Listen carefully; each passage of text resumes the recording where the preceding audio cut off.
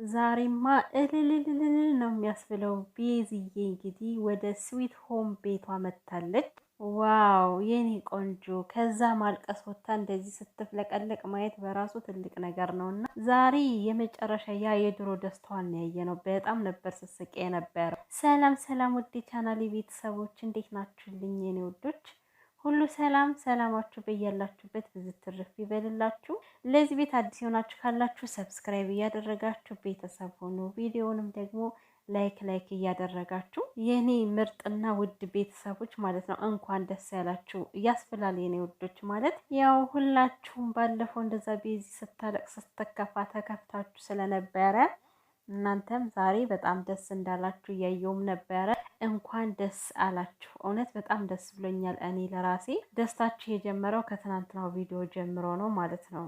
እኔ ዛሬ አይመጡም ብዬ ገምቼ ነበር። ለምን ያስተካክላሉ ምናምን የሚል ግምት ስለነበረኝ፣ ነገር ግን ድንገት በቤዚ ቤት ከቻሉ። ዛሬማ እኮ እንዴትና እንዴት እንዳደረጋቸው እንደ ልጅነታቸው ዘለሉ፣ ቦረቆ እኮ ወይኔ ደስ ሲሉ ሲያስቀኑ። እኔ የምላችሁ ውድ ቤተሰብ ካሜራማኑ ግን ምን አስቦ ነው? ቆይ የከፈተው ሙዚቃ ግን ልብ ብላችሁታል? ለነገሩ እናንተ ደስታ ላይ ስለሆናችሁ ምናልባት ሙዚቃውን ልብ አትሉትም። ነው ዛሬ እኮ መከፈት የነበረበት ሙዚቃ እንዴት እንደሆነ ታውቃላችሁ?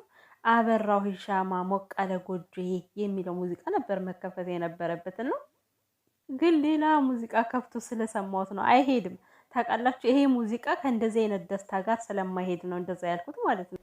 ቤዝዬ የኔ ቸኮሌትም ደግሞ አንቺም እንኳን ደስ አለሽ ማለት እፈልጋለሁ። ምክንያቱም በቃ እንዴ ከጭንቅ መውጣት በራሱ እንኳን ደስ አላችሁ አያስብልም? ቤተሰብ ለአንድ ቀን እንኳን ሰላም ይናፍቃል። እንኳን ይሄን ያክል ጊዜ ተሸክማ ይኖራችሁ በጣም ከባድ ስለሆነ፣ ስለዚህ ከዚህ በኋላ ጭንቅ ፈተና ከነ ቤዝዬ ከማርኬ ህይወት ይውጣ፣ ደስታ ፍቅር ደግሞ ይግባ እና ቤዚ ያው ዛሬ ማርኬን በጣም ነበር ያሞጋገሰችው።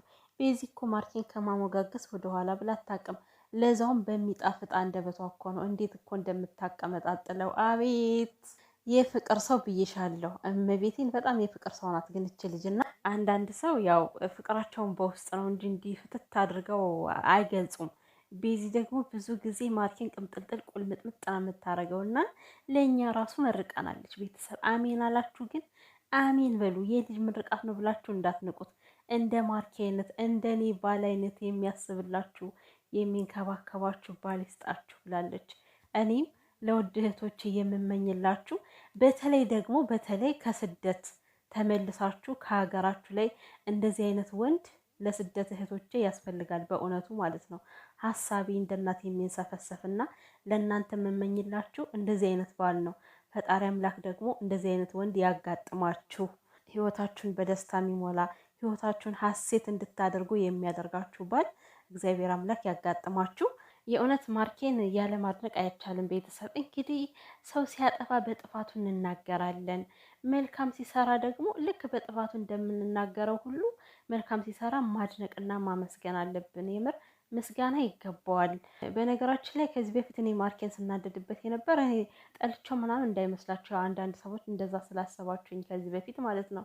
ኖ እኔ ጠልቸው አይደለም። የምር ማርኬን እኔ በጣም ነው የምወደው፣ ግን ቢዚ እንደዛ ስትሆን አላስቻለኝም። ገባችሁ? ለዛ ነው የተናደድኩት ማለት ነው። እና ከሰርፕራይዝ በላይ ሰርፕራይዝ እያደረጋት ነው የሚገኘው ማለት ነው። እንግዲህ ቤቱን እኛም ሳናስበው ቤዚም ሳታስበው በአንድ ቀን ፈልጎ አገኘላት።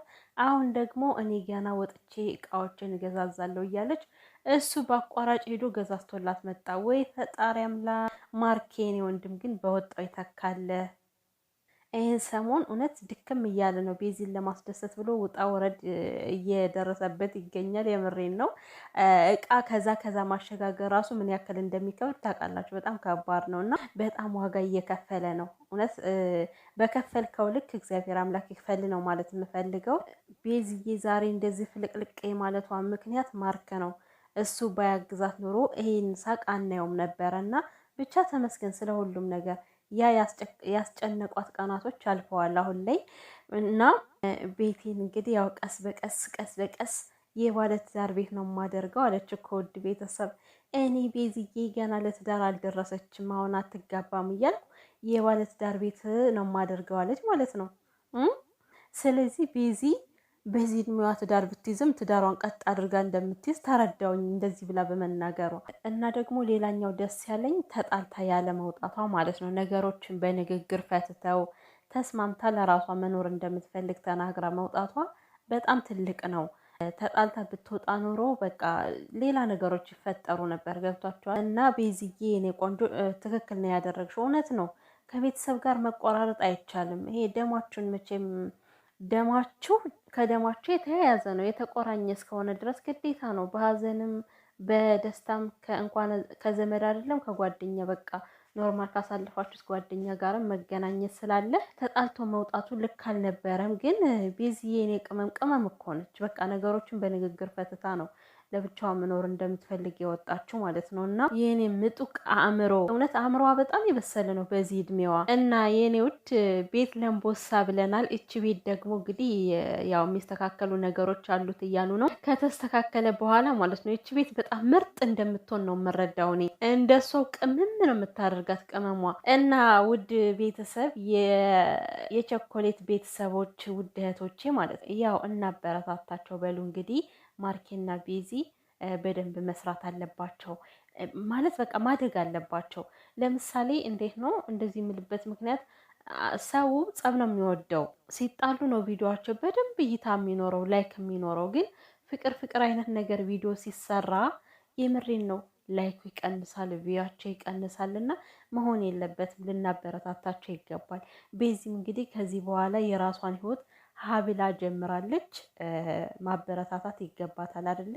ስለዚህ ቪዲዮ ስታዩ ሁሌ ላይክ ላይክ እያደረጋችሁ ሸር ማድረግ የምችሉ ሼር እያደረጋችሁ እናበረታታቸው እላችኋለሁ። ይሄን ቪዲዮ ላይክ ላይክ እያደረጋችሁ የኔ ውዶች መልካም ምሽት ይሆንላችሁ። ባይ ባይ።